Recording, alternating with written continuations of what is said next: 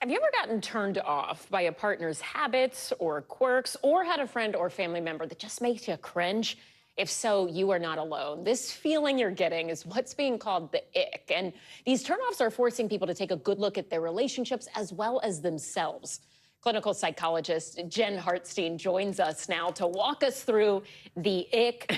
I gotta say, when I'm thinking about it, I'm like, do I get the ick with my partner? I don't. And then that makes me think, oh no, you might be the one giving the Sure. ick. But we'll table that for now. Okay. Take us inside the psychology here. When we say we get the ick, what is actually happening in our brains? So fundamentally, it's a feeling of disgust or like aversion about something somebody else does, right? So and it can happen at any point in a relationship. I think what we are talking about often is the ick early on, where we might want to kind of run away.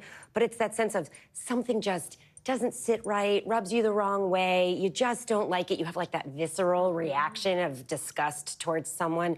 And maybe we just then start to have unpleasant reactions to the other person because that ick happens and then we're just not nice to the other person. So you kind of feel it in your body more than you even realize it in your brain. So how do you figure out if it's the ick and it's something that maybe isn't a big deal or shouldn't be a big deal or you could work through it? Or if it's like your gut being like, no, red flag, something's wrong. How do you determine what the ick is versus some other feeling that maybe we should pay attention to? Sure, and I think that's the challenge for most of us, right? Is if something turns us off, do we blow it up or do we keep it kind of focused? And so we want to really lean into it, right? Be mindful about, what is this for me? How big of a deal on a scale of 1 to 10 is this? Do I really need to be paying attention to it?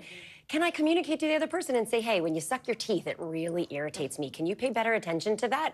And now we're communicating about it and it's bringing us closer together. So I think fundamentally, we want to be able to communicate, ask for what we need. And if that person can't give that to us, then we have to kind of reevaluate what's happening in that relationship. What if it's somebody in your own family? Like, I feel like I don't have kids, but I do remember me being a kid in the back and my mom being like, if I hear you smack the gum one more time, it goes to the trash. And in retrospect, I'm like, that was probably an ick for her. What do you do if you're an adult and you're like, that thing that cousin does, grossing me out? Well, the key about it for friends, for families, right, and like platonic relationships, is it starts with communication. You know, is it something somebody can change, right? Some icks are things people can't change. It's fundamentally who they are. So can they change it? Can I notice, maybe this didn't bother me before, now it bothers me now? Can I talk to them about it? And can I then also check myself, like, why did it change for me? You know, and then maybe that's a friendship I need to change my interactions with as a result of that. How do you decide, or how do you know when it is something that maybe you should say, okay, this isn't working, and actually have it be a deal breaker? Well, that's the red flag moment, right? If it's a deal breaker for me, we're gonna have different things that are deal breakers. Right. But that red flag, maybe it's a safety thing, maybe it's just something that's so gross I can't overlook it, and I know it's never gonna change because it's fundamentally part of their personality, then I'm not gonna walk away from that. But that's one big thing. If I've talked about it with you and you just can't change it, or there is no change, then I'm gonna kind of recognize that. And if maybe it's something that is just not something I can tolerate, you know, you're kind of okay with it, and I'm just like, I cannot, then I need to walk away. You don't want to invest more if you can kind of avoid it.